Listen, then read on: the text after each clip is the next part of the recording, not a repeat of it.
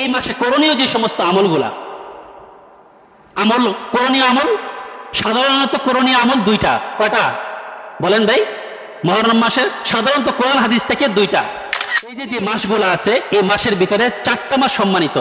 এই 4টা মাসের মধ্যে যদি কেউ ঠিকমতো আমল করে গুনাহ থেকে বাঁচে, বাকি মাসগুলার মধ্যে গুনাহ থেকে বাঁচার তৌফিক আল্লাহ পাক তাকে দান করে দিবেন।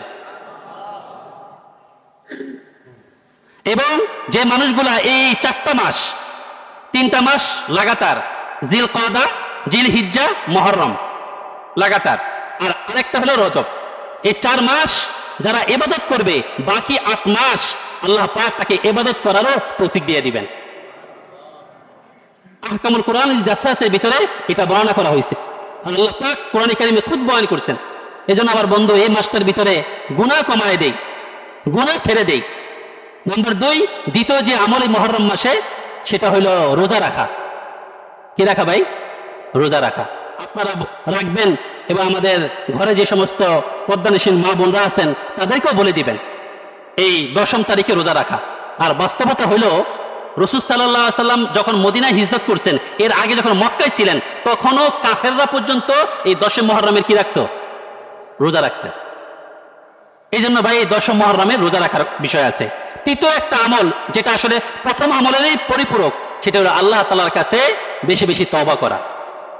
বেশি বেশি কি করা?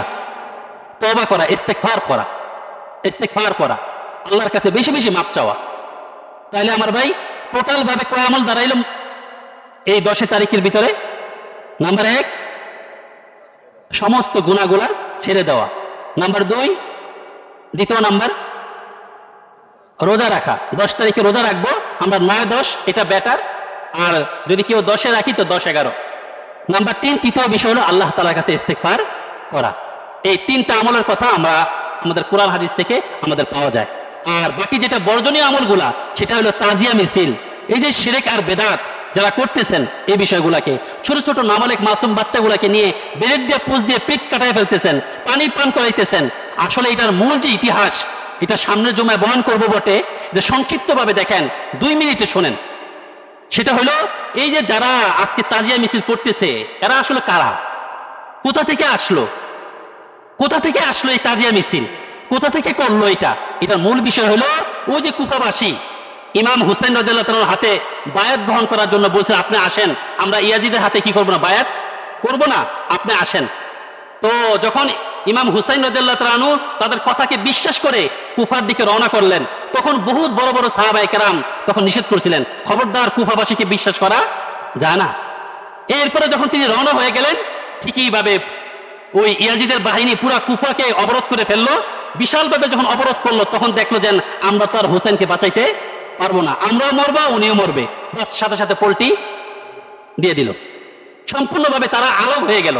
আলোক হওয়ার পরে তারপর কারবালার যে ঘটনা ঘটলো, ঘটনার পরে এরপরে যখন নির্মম ভাবে শাহাদাত বরণ করেন, এর 3 থেকে 4 বছর পরে, 3 থেকে 4 বছর পরে তার অন্তরে আসলো, হায় রে, আমরা তো ইমাম হুসাইন রাদিয়াল্লাহু তাআলাকে ডাক দিয়ে আনছিলাম, এর সাথে তো আমরা গাদ্দারি করলাম, এর সাথে তো গাদ্দারি করলাম।